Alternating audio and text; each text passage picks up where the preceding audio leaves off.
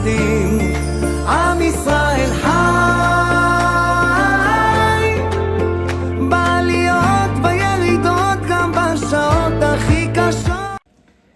Erev Tov, Shalom Uvracha, Parashat Kitetse cette semaine, une paracha riche en mitzvot, puisqu'il y a plus de 70 mitzvot. Mais on va essayer de s'attarder sur la première, en tout cas, c'est la guerre qui nous incombe au quotidien, celle qu'on a envers le Yetzer Hara. Et bien sûr, on est déjà en fin de deuxième semaine de ce Chodesh Arachamim ve'Aratzon, Chodesh Elul. Et regardez bien, Rabotai, ce que le Harizal nous dévoile. Lorsqu'on a vu la semaine dernière, lorsqu'il y en a eu un qui a tué Béchogeg par inadvertance, alors il a eu la possibilité d'aller se réfugier dans une des villes refuges. Et justement parce que le Goël Hadam, celui qui était proche donc de celui qu'on a tué, aurait pu aller se venger pour le tuer. Et donc c'est la raison pour laquelle on lui a permis d'aller justement se réfugier là-bas, dans une des villes refuges. Mais le Harizal nous dévoile que notre ville refuge à nous, pendant cette période, c'est le Chodesh Elul lui-même. Pourquoi ? Parce que finalement, on vient quelque part nous accuser par rapport aux fautes qu'on aurait pu transgresser de manière Béchogeg. Pourquoi sur ces fautes d'Avka ? Parce que justement, l'homme, il s'oublie de faire teshuva sur les fautes qu'il a fait par inadvertance. On se rappelle souvent des fautes qu'on a commises, justement, bémézide, de manière préméditée. Mais les fautes pour lesquelles on n'a pas fait attention, alors on finit par s'oublier. Et justement, Akadosh Baruch Hu, il nous permet d'aller nous cacher quelque part dans ce Chodesh Elul. Il va nous protéger. Et grâce aux efforts qu'on fera pendant ce mois de Elul, alors on sera épargné justement par tous les accusateurs justement envers ces fautes-là. Et Rabotai, vous connaissez le Midrash qui nous parle justement de l'E'atid Lavo, c'est marqué comme ça. L'E'atid Lavo, Mevio Akadosh Baruch Hu le Yetzer Hara, Veshochato bifnei hatzadikim ou bifnei hareshaim. Donc, Akadosh Baruch Hu amènera le Yetzer Hara et il va lui faire la shrita et devant les tzadikim et devant les reshaim. Tzadikim nidme lahem kehar gavoa. Pour les tzadikim, alors ce Yetzer Hara, il va leur paraître comme une montagne énorme. Ou reshaim nidme lahem kechut haseara. Et pour les reshaim, ça sera considéré comme le fil d'un cheveu. Halalu bochin ve'halalu bochin. Les tzadikim vont pleurer et les reshaim aussi vont pleurer. Et les tzadikim vont dire, mais Baruch Hashem, pourquoi est-ce qu'on pleure ? Parce qu'on a réussi à surmonter une montagne pareille de difficultés. Ou Baruch Hashem, Akadosh Baruch Hu nous a permis de surmonter cela. Et donc bien sûr, ils vont pleurer de joie. Pendant que les reshaim, on va leur montrer que c'était quelque chose de simple. C'était des difficultés au quotidien que Akadosh Baruch Hu mettait devant eux et ils ont fini uniquement par trébucher dans leur quotidien et donc c'est sur cela qu'on va pleurer. Et donc Rabotai, ce que nous on se doit d'apprendre à faire, c'est que on est venu quelque part sur terre justement pour essayer de se battre contre ce malach, cet ange qui s'appelle nul autre que le Yetzer Hara. Comme la Gemara dans Baba Batra nous dit, alors, Hu ha-Yetzer Hara, ou ha-Satan, ou ha-Malach ha-Mavet. Pourquoi ? Parce que le Yetzer Hara, lui, quel est son jeu ?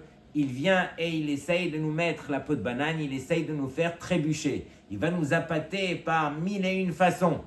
Une fois que, malheureusement, on est tombé dans son piège, alors directement, il monte dans les cieux, et là, il devient le Satan, il va accuser l'homme sur les fautes qu'il lui a mis devant lui. Et une fois que l'homme, malheureusement, aura trébuché de nombreuses fois, alors là, on permettrait au Yetzer Hara de devenir le Malach HaMavet et de soutirer, Chas v'Shalom, la vie de l'homme. Donc, c'est à nous de réaliser à qui on a affaire. on a affaire à un malach, un ange, et il faut être quelque part, il faut être rusé justement pour essayer de s'en sortir. Et on va commencer par la fin de la paracha pour revenir au départ. Vous avez vu à la fin qu'on parle de Mechiat Amalek. On a l'obligation de la Torah justement d'effacer le souvenir de Amalek. Quel est le rapport justement avec notre paracha, avec le Yetzer Hara? Eh bien justement, Amalek, c'est ce peuple qui a voulu nous refroidir dans notre pratique des mitzvot et aux yeux de tous les peuples. Amalek a voulu montrer que finalement le peuple d'Israël, voilà, il n'a rien d'aussi fort. C'est vrai que Hachem lui a accordé tous ses miracles, mais on peut se battre contre lui et peut-être même gagner la guerre. Et c'est quelque part Amalek qui vient dans ses lettres nous montrer un petit peu quels sont les conseils que le Yetzer Hara il vient nous mettre dans la tête de chacun d'entre nous. On commence. Amalek, Aïn. Aïn, c'est le mot Ayef. Aïn, c'est Ayef. L'homme, il commence sa semaine. Le lundi matin, il est déjà épuisé, fatigué. À peine on va commencer que déjà le Yetzer Hara, il nous a endormis. Et on se demande comment on va surmonter cela pendant que des Gdolim, à l'âge de 90 ans passés, alors eux, ils n'ont aucun souci, ils dorment 2 à 3 heures par nuit, ils étudient toute la journée, ils mangent une carotte et tout va bien. Pendant que nous, alors à peine on mange autant qu'on veut et à peine si on a la force d'étudier, de servir Hachem. Donc réalisez que le premier conseil du Yetzer Hara, c'est de nous faire croire et de nous convaincre que Anachnu Ayefim, on est fatigué. Première lettre. Deuxième, même c'est quoi? Ça c'est un bon conseil du Yetzer Hara. Le même c'est Mahar. Toujours, tout ce qu'on peut repousser au lendemain, alors le Yetzer Hara il sera le premier à nous convaincre. Ne fais pas aujourd'hui, laisse à demain. Tu sais que tu as une Kabbalah à prendre aujourd'hui, tu as quelque chose à prendre, à t'améliorer, tu as compris et il faut le faire aujourd'hui. Tu te dis pas tout de suite, je le laisse juste à demain. Et arrivé demain, alors c'est sûr que tu auras un cas de Ones Gamour, tu ne pourras plus le faire, il y aura tellement d'embûches qui seront mises dans le ciel pour t'empêcher cela. Pendant que tout ça, encore une fois, ce sont les conseils du Yetzer Hara. Il faut s'habituer à repousser ce Yetzer Hara qui nous empêche de travailler aujourd'hui. C'est aujourd'hui, au présent, qu'on se doit de travailler. Donc ça, c'est même Mahar. Ensuite, Lamed. Lamed, c'est quoi? Lo yachol. Je n'y arriverai pas. Même si j'essaye, c'est trop difficile. Et donc le Yetzer Hara, il te fait croire, il arrive à te convaincre que tu n'y arriveras pas. Et donc tu n'as même pas essayé, tu n'as même pas encore fait l'effort que déjà il t'a convaincu que tu n'y arriveras pas. Lo yachol.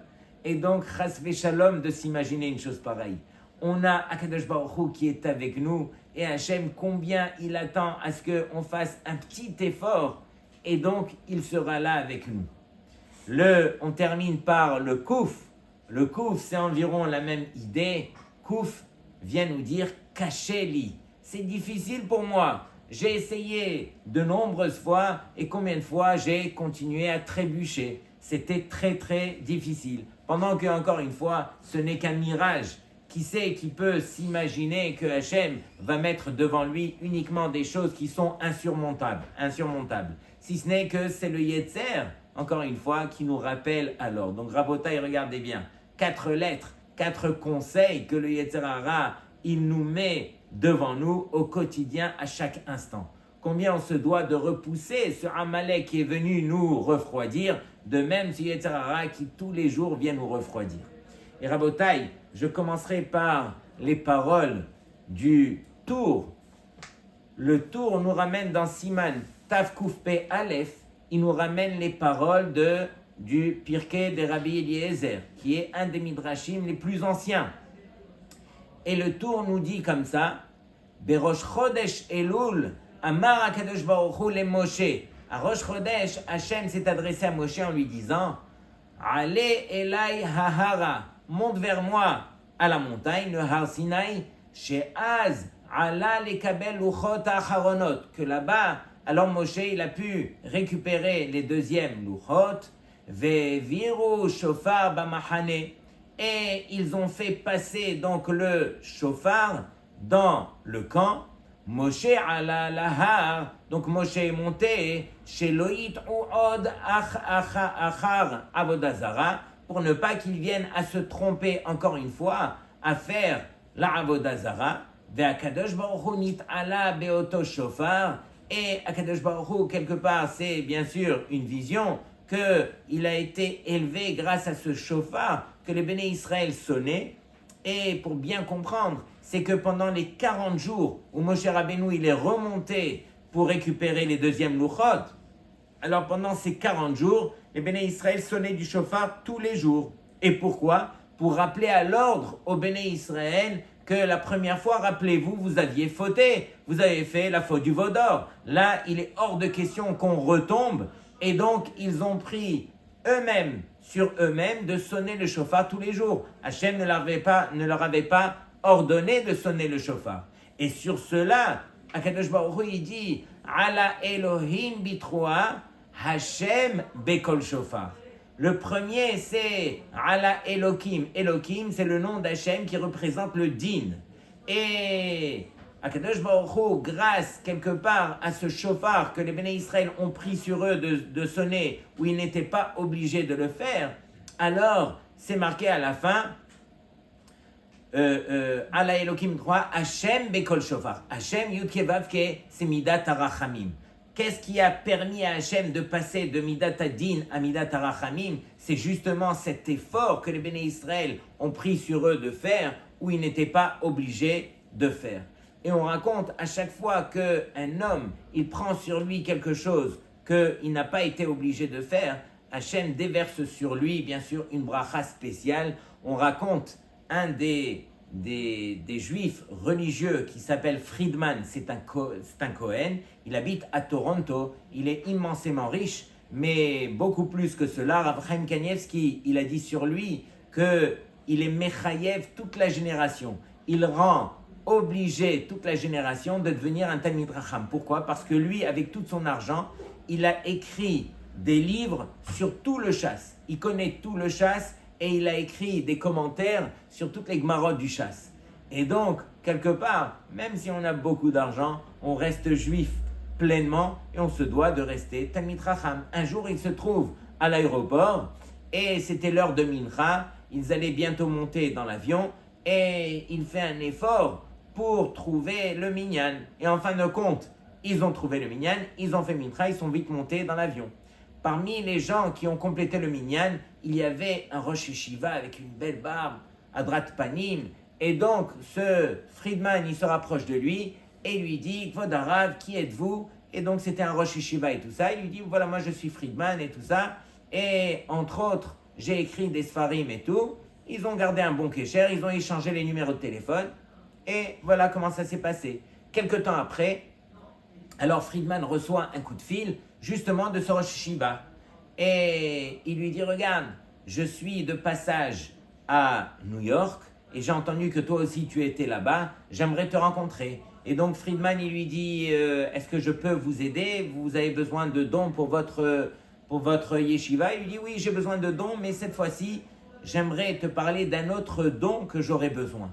Il lui dit, ah bon, de quoi est-ce qu'il s'agit? Il lui dit, voilà, j'ai un fils qui malheureusement, il a été attiré par des jeunes qui ont quitté un petit peu le chemin de la Torah et lui aussi malheureusement, alors il est encore à l'écoute, mais il a besoin, il a été attiré et donc il a voulu quitter le banc de la yeshiva. C'est la raison pour laquelle je l'ai emmené jusqu'à New York, parce qu'à New York, il y a une forme de yeshiva où on travaille une demi-journée et on étudie l'autre demi-journée. Ça serait un bon équilibre pour lui. Le fait de l'amener à New York, ça l'a attiré, donc j'en ai profité pour l'amener. Or, le problème, c'est que le Rosh Yeshiva de cette yeshiva l'accepte que s'il trouve du travail. Et moi, venant d'Eretz Israël, je ne connais personne. Est-ce que, c'est la raison pour laquelle je m'adresse à toi, est-ce que tu aurais peut-être du travail pour lui? Il lui dit oui, il n'y a aucun souci. Et donc il lui dit, dis-lui de venir me voir, il lui donne l'adresse, et donc il le prend, et il commence à lui donner du travail assez simple au départ, juste pour voir, et il a vu qu'il était vraiment Ne'eman, il était fidèle. Et donc, doucement, il lui a donné des responsabilités un peu plus grandes, il l'envoyait à la banque, etc. Et au fur et à mesure du temps, il a vu qu'il s'est pris en main, il était devenu sérieux, et en fin de compte, la demi-journée de Limoud, c'est devenu une journée de Limoud complète. Il s'est marié, il est devenu Avrer. Et une fois marié, Avrer, il a eu un garçon, il fallait lui faire le Pidyon Aben. Et qui il appelle pour faire le Pidyon Aben? Il appelle nul autre que ce Friedman qui était Cohen. Et donc, pendant la Séouda du Pidyon Aben, alors Friedman, il se retourne vers le papa, le Rosh Hashiva, et il lui dit, vous vous rappelez? Alors, la bracha, d'où est-ce qu'elle vient? C'est lorsque on était tous les deux à l'aéroport et qu'on cherchait le minyan et que la vérité, on avait toutes les bonnes raisons que de prier Beyachid à ce moment-là, mais on n'a pas cherché la facilité, on s'est pris la tête jusqu'à ce qu'on a eu le minyan, quelqu'un qui se dépasse. Regardez la bracha qui va en découler. Donc c'est ça quelque part. Quelqu'un qui se donne pour quelque chose que réellement il n'était pas obligé de faire, Akadosh Baruch Hu le récompense. Et c'est ce qu'on voit quelque part ici dans notre paracha, où la paracha, comme on le sait, alors c'est marqué Ki tetse la milchama al oyevecha, lorsque tu sortiras en guerre contre tes ennemis. Donc c'est marqué au pluriel, tes ennemis, untano Hashem elokecha, et Hashem te le donnera, beyadecha, il va te le donner gratuitement entre les mains. Et donc, ici, le Harizal de nous dévoiler de quelle guerre est-ce qu'il s'agit, la guerre par excellence, celle qu'on est venu sur terre pour faire, la guerre contre le Yetzer Hara. C'est quoi untano au singulier? Il te le donnera. On fait référence bien sûr au Yetzer Hara. Et celui qui accomplit cela, c'est-à-dire qui t'etse, sort, fait l'effort de sortir pour essayer de battre, de combattre ton Yetzer Hara. C'est sûr que nous, on n'a aucune chance que de surmonter le Yetzer Hara. Mais quelqu'un qui fait l'effort, Akadosh Baruch Hu, il l'aide. Et combien Akadosh Baruch Hu, il est proche de nous en ce moment où on est Chodesh Elul, où Dirshu Hashem Beimatseo, implorer Hashem lorsque on peut le trouver, et Hashem Nimtza Bassadeh, Hashem se trouve près de nous dans les champs en ce moment, et donc il faut en profiter. Mais Rabotai, ce qu'il faut essayer de comprendre surtout, c'est que si finalement, alors celui qui a été faire la guerre, c'était Milchemet Hareshut, c'était une guerre qui n'était pas obligatoire, il l'a été, et finalement il a trouvé une femme là-bas qui l'a séduite, et il en a voulu. Alors la Torah, elle lui permet de se marier justement avec cette femme. Bien sûr, sous certaines conditions, on va attendre un mois, alors elle devra se raser les cheveux, etc. Et on va essayer de lui montrer finalement que si réellement tu tiens elle, alors ça va être sous certaines conditions. Et donc la Torah, elle, qu'est-ce qu'elle veut? Elle veut éduquer l'homme. Comment se fait-il que ici, la Torah, elle est permise à cet homme de ne pas quelque part surmonter son yetzer? Normalement, il rencontre cette femme, c'est vrai, elle l'attire. La Torah, elle aurait dû lui dire, mais maîtrise-toi, contrôle-toi, surmonte ton yetzer. Ici, la Torah, elle lui permet, à la limite, comme ce qu'on a cité comme exemple au départ, le Goël Adam. Goël Adam, c'est qui? C'est celui qui va venger son frère qui a été tué Béchogeg, si avant que celui qui a tué, il arrive dans une des villes refuges, alors il aura le droit d'aller et de le tuer. Mais là-bas aussi, on aurait dû poser la question, mais maîtrise-toi, surmonte ton yetzer, ne va pas le tuer. Tu as compris que ici, ton frère, il est mort malheureusement, mais Béchogeg, ça n'a pas été fait de manière préméditée. Donc pourquoi est-ce que la Torah, encore une fois, elle permet une telle chose? Et donc la Torah, encore une fois, c'est un livre qui vient nous éduquer. Il y a une énorme différence entre le plaisir et le bonheur. Quelle différence y a-t-il? Le plaisir, c'est quelque chose qu'on va goûter tout de suite de manière ponctuelle. Le bonheur, c'est quelque chose qu'on va vivre à long terme.